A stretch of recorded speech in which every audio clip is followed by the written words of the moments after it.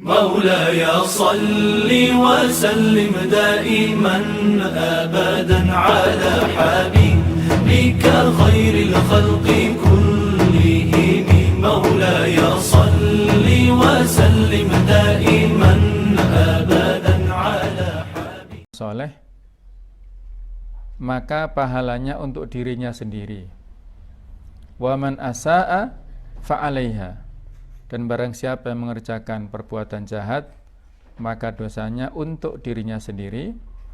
Wa ma rabbuka bidzalamin lil 'abid, dan tidaklah Rabbmu, Tuhanmu, menganiaya, mendolimi kepada hamba-hambanya. Nah, kalimat yang menjadi relevansi dari pembahasan kita ini adalah man amila sholiha fali nafsih. Disambung lagi juga bisa wa man asa'a fa 'alaiha. Barang siapa yang mengerjakan amal soleh, itu adalah merupakan kalimat syarat, ada man di situ ya, yang menunjukkan persyaratan. Barang siapa yang melakukan amal soleh, maka jawabnya fali nafsihi. Nah, kata-kata fali nafsihi itulah khobar untuk mubtada yang mahdhuf, yang terbuang ya. Kalau ditakdirkan, itu adalah fa'amaluhu li nafsihi, maka perbuatannya itu kembali kepada dirinya. Atau bisa juga fa thawabuhu atau fa jazauhu li nafsihi. Pahalanya, limpahannya atau balasannya itu kembali kepada dirinya sendiri. Para pemirsa yang berbahagia, ya, ayat ini adalah menjadi panduan dalam kehidupan kita, bahwa siapapun kita yang melakukan tindakan baik, amal soleh,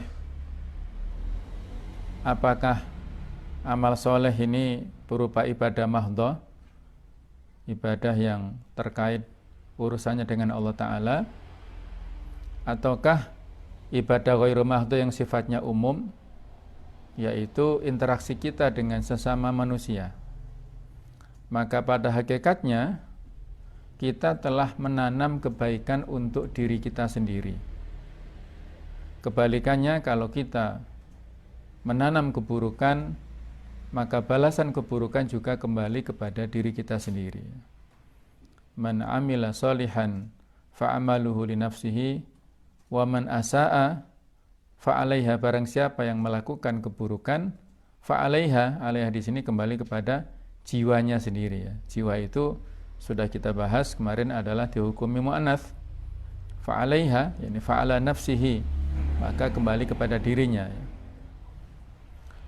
Ada sebuah kisah yang terjadi pada zaman salafus saleh. Ada seorang ulama yang bernama Syakik. Beliau ini wafat tahun 194 Hijriah kurang lebih ya. Syakik al-Balkhi. Jadi generasi tabi'ut tabi'in lah ya, hidup sezaman dengan Imam Syafi'i dan ulama yang lainnya. Sebenarnya Syakik ini orang kaya. Dia ayahnya adalah hartawan ya, tapi dia lebih memilih hidup yang sangat sederhana, yang zuhud. Dia punya keluarga, ya, punya istri, punya anak. Nah, satu saat Syakik ini ingin berangkat haji, tapi nggak punya perbekalan. Dia hanya punya uang sekedarnya yang apabila dititipkan, ditinggalkan untuk keluarganya, itu hanya cukup untuk biaya hidup mungkin sekitar 3 hari. Maka dia diskusi dengan putrinya yang seorang anak yang solihah, seorang putri ini ya. Bagaimana, wahai putriku, ayah mau berangkat haji tapi tidak ada ongkosnya dan hanya ada uang sedikit. Putrinya yang solihah memberikan motivasi, ayah berangkat saja, tawakal kepada Allah ya, Mudah-mudahan ada jalan nanti di tengah jalan ya, diberikan Allah nanti. Maka dengan bismillah Syakik ini berangkat untuk melaksanakan ibadah haji bersama rombongannya, dan keluarga yang ditinggal itu ditinggali uang sekedarnya yang kurang lebih hanya untuk biaya hidup 3 hari saja. Berangkatlah Syakik dengan rombongan tanpa perbekalan. Dia nekat ya. Ya mungkin perbekalan seperlunya, ada pakaian barangkali ya, ada sekedarnya air minum mungkin ya. Tapi kalau uang nggak punya sama sekali. Nah ternyata di tengah jalan kepala rombongan ini sakit, kena sengatan binatang atau pokoknya dia sakit, demam lah. Maka ditanya, siapa di antara kalian yang bisa meruqyah, yang mengobati dengan cara Quran? Maka mereka sudah faham yang biasa meruqyah itu adalah Syakik, wahai Tuan ya, karena dia kepala rombongan yang terhormat, orang kaya.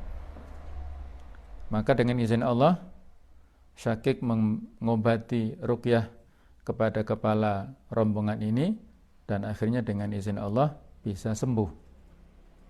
Alhamdulillah ya, kepala rombongan bisa sembuh. Akhirnya dia memberikan balasan kepada Syakik, seluruh yang kamu butuhkan selama perjalanan haji ini saya tanggung. Biaya makan, biaya minum, biaya akomodasi saya tanggung semua. Alhamdulillah ya. Inilah rasa syukur ya, balasan dari Allah Ta'ala ke atas ketawakalan yang dilakukan oleh Syakik ini luar biasa ya.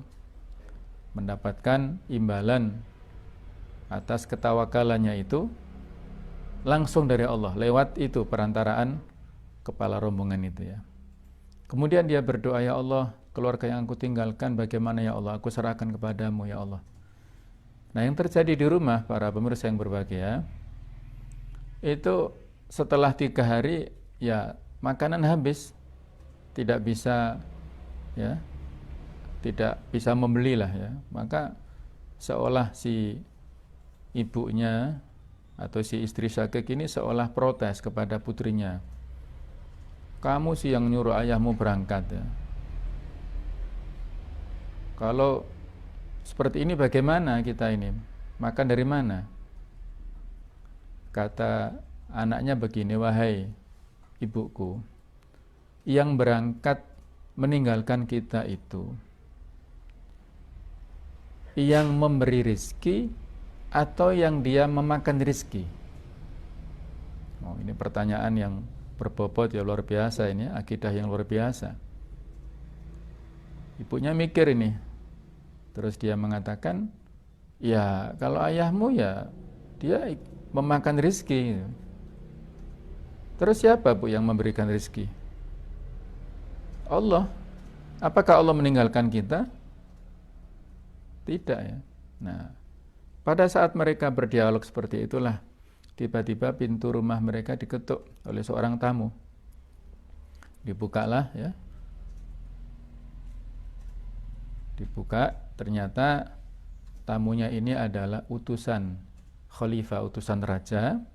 Dia katakan, wahai fulana ya, kami ini bersama rombongan khalifah, rombongan raja, kehabisan air minum. Kami cari-cari nggak ada sumber air minum di sini. Sudahkah kiranya kami minta minum untuk rombongan kami? Maka serta-merta keluarga ini menyiapkan ya, karena air minum kan tersedia ya, setiap keluarga tidak perlu belilah ya. Air minum yang cukup banyak diberikan ini, berikan kepada tuan raja dan kepada rombongan yang lain. Singkat cerita, dibawalah air minum itu, dikasihkan kepada raja, kepada rombongan yang lain, dan mereka senang ya, tidak jadi kehausan. Mereka minum dengan sepuasnya dari air yang diberikan oleh keluarga, si keluarga yang sederhana ini. Setelah itu kemudian si raja bertanya kepada orang yang utusannya itu, kamu dapat dari mana ini? Yang sudah kita minum tadi airnya dari mana? Dari sana wahai sang raja. Maka sang raja mengatakan, kita harus membalas kebaikannya. Mereka telah memberi pertolongan kepada kita yang sangat penting ini. Kita nggak jadi mati kehausan. Maka sang raja mengeluarkan sabuk yang berisi perhiasan ya, dan ditunjukkan kepada anak buahnya. Saya akan memberikan hadiah kepada keluarga yang telah memberi minum kepada kita. Saya harap kalian juga memberikan hadiah yang seperti ini. Maka seluruh prajurit pengawal raja rombongan itu mengeluarkan sabuknya yang bagus-bagus ya, mereka para pejabat yang kaya raya.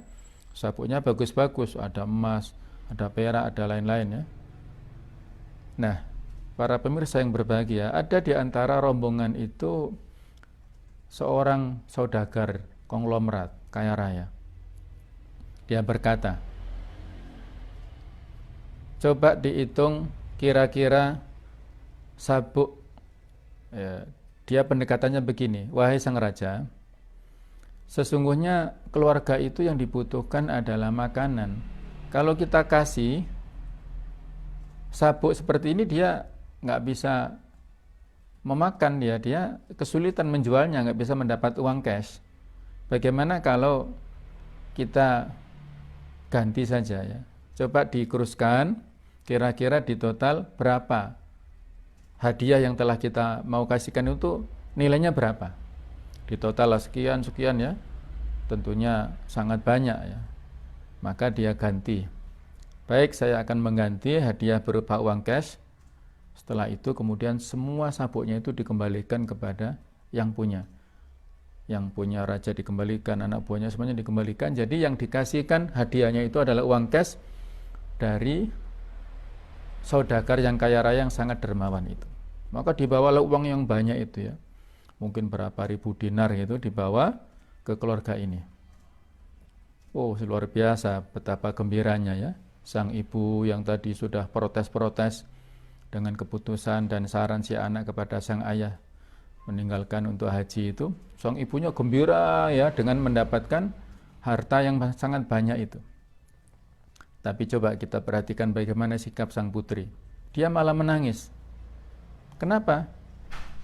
Sang putri mengatakan, wahai ibuku, coba kita renungkan. Yang memberi hadiah pada kita itu adalah seorang raja, tuannya, majikannya manusia.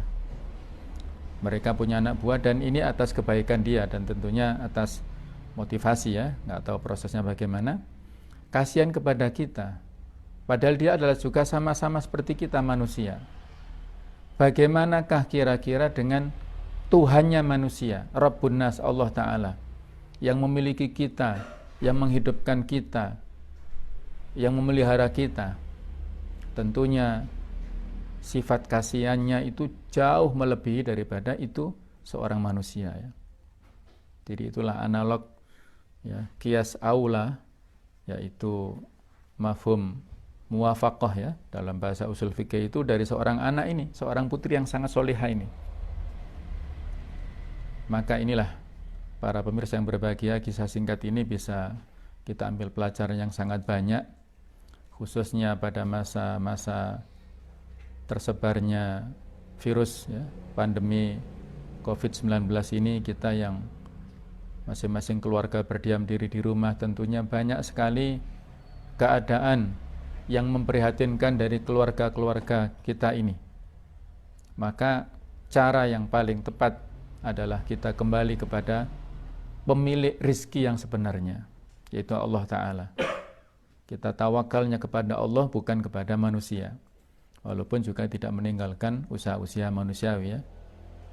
Jadi kaitannya dengan relevansinya dengan contoh kita ini